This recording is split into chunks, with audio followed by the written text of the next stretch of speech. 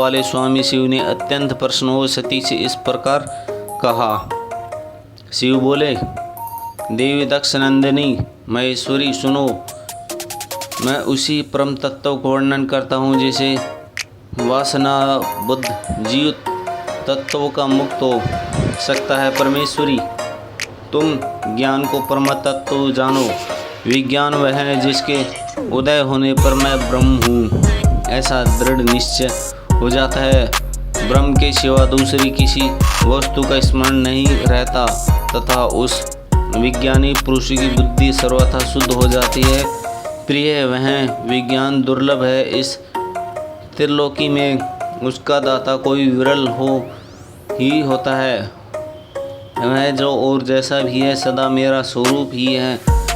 साक्षात तत्व रूप ब्रह्म है उस विज्ञान की माता, और मेरी भक्ति जो भागा और मोक्ष रूप फल प्रदान करने वाले मेरी कृपा से सुलभ होती है। भक्ति में 9 प्रकार की बताई गई है। सती, भक्ति और ज्ञान से कोई भेद नहीं है। भक्ति और ज्ञानी दोनों को ही सदा सुख प्राप्त होता है। जो भक्ति का विरोध है उसे ज्ञानी की प्राप्ति नहीं हो सकती है। देवी, मैं सदा भक्त के अधीन रहता हूँ और भक्त के प्रभाव से जातिहीन नीची मनुष्य के घरों में भी चला जाता हूँ, इससे संशय नहीं है। सती, वह भक्ति की 2 प्रकार की हैं, सगुण और निर्गुण। जो वेदी शास्त्रीय विधि से प्रेरित और स्वभाव की हृदय सहज अनुराग से प्रेरित भक्ति होती है वह श्रेष्ठ है, तथा इससे भिन्न जो कामना मूलक भक्ति होती है वह निम्न कोटि मानी गई है। पूर्व काल में दोनों प्रकार की भक्तियों नेष्टि और अनिष्टि की भेद से 2 भेद वाली हो जाती है। नेष्टि की भक्ति 6 प्रकार की जानी ही चाहिए और अनिष्टि एक ही प्रकार की कही गई है। विद्वान पुरुष विहित और अविहित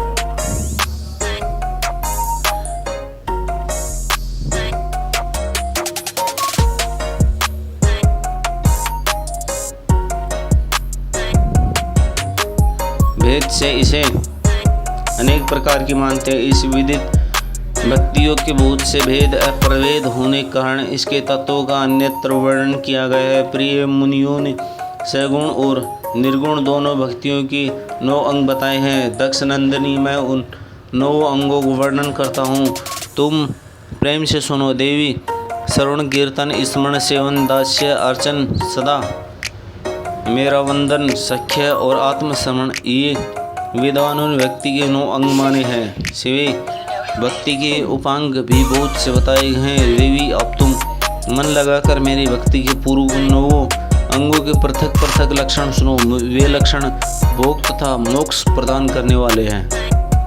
जो स्थिर आसन से बैठकर तन मन आदि से मेरी कथा कीर्तन आदि नित्य सम्मान करता हुआ प्रसन्नता पूर्वक अपने स्वर्ण पुटों से अपने अमृतोम रस का पान करता है, इसके साथ साधन को श्रवण करते हैं। जो हृदय काश के द्वारा मेरे दिव्य जन्म कर्मों चिंतन करता हो प्रेम से वाणी द्वारा उनका उत्सव से उच्चारण करता है, उसे इस भजन साधन को कीर्तन कहते हैं। देवी, तुम नित्य महेश्वर को सदा और सर्वत्र व्यापक जानकर जो संसार से निरंतर निर्भय रहता है उसी को स्मरण कर कहा गया है।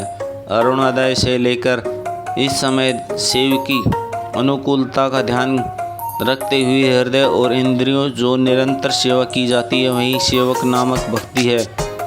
अपने को प्रभु का किंकर समझकर देव मृत्यु के भोग से स्वामिनी का सदा प्रिय संपादन करना दास्य कहा गया है। अपने धन वैभव के अनुसार शास्त्रीय विधि द्वारा परमात्मा को सदा पाक आदि 16 उपचारों के द्वारा समर्पण करना है, उसे अर्चन कहते हैं। मन से ध्यान और वाणी की वंदना मात्र मंत्रों के उच्चारण पूर्वक 8 अंगों के भूतल का स्पर्श करते हुए जो इष्ट देव को नमस्कार किया जाता है उसे वंदन कहते हैं।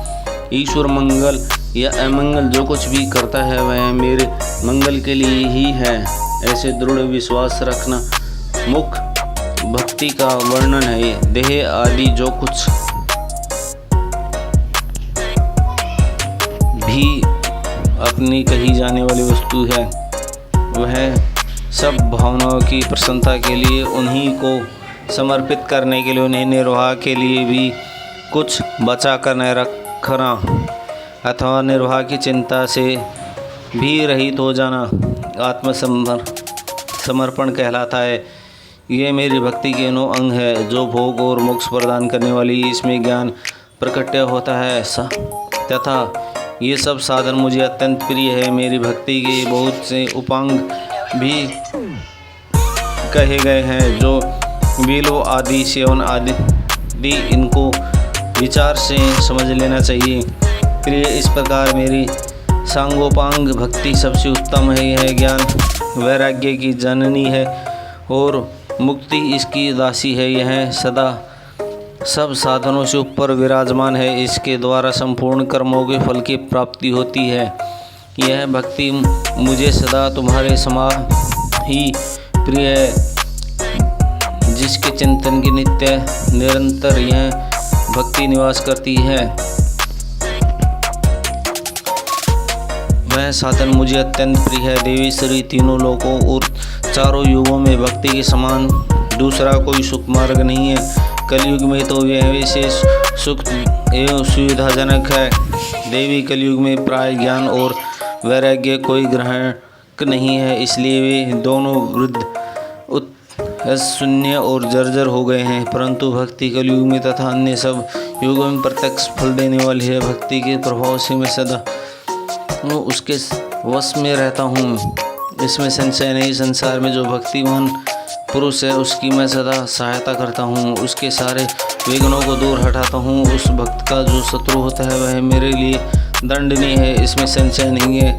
देवी, मैं अपने भक्तों का रक्षक हूँ। भक्ति की रक्षा के लिए मैं अपने पुलकित हो अपने नेत्र जनित अग्नि से काल को भी दंड कर डाला था। प्रिय भक्त के लिए मैं पूर्व काल में सूर्य पर भी अत्यंत क्रुद्ध हो उठा था और शूल लेकर मैं उन्हें मार भगाया था। देवी, भक्त के लिए मैं सैन्य सहित रावणों को भी क्रोधपूर्वक त्याग दिया और उनके प्रति कोई पक्षपात नहीं किया। सती देवेश्वरी, बहुत कहने पर क्या लाभ, मैं सदा ही भक्त के अधीन रहता हूँ और भक्ति करने वाले पुरुषों के अत्यंत वश में हो जाता हूँ। ब्रह्मा जी कहते हैं, नारद, इस प्रकार भक्त का महत्व सुनकर दक्ष कन्या सती को बड़ा हर्ष हुआ। उन्होंने अत्यंत प्रसन्नतापूर्वक भगवान शिव को मन ही मन प्रणाम किया। मुने सती देवी ने पुनः भक्ति कांड विषय का शास्त्रों विषय में भक्ति पूर्वक पूछा।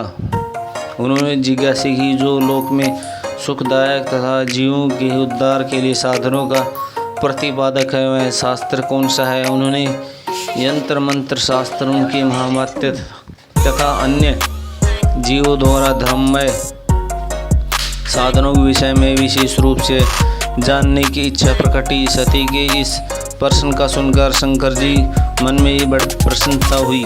उन्होंने जीवों के उद्धार के लिए सब शास्त्रों का प्रेम पूर्वक वर्णन किया। देवेश्वरी ने 5 अंगकारों सहित तंत्र शास्त्र, यंत्र शास्त्र तथा विभिन्न देवेश्वरों की महिमा का वर्णन किया।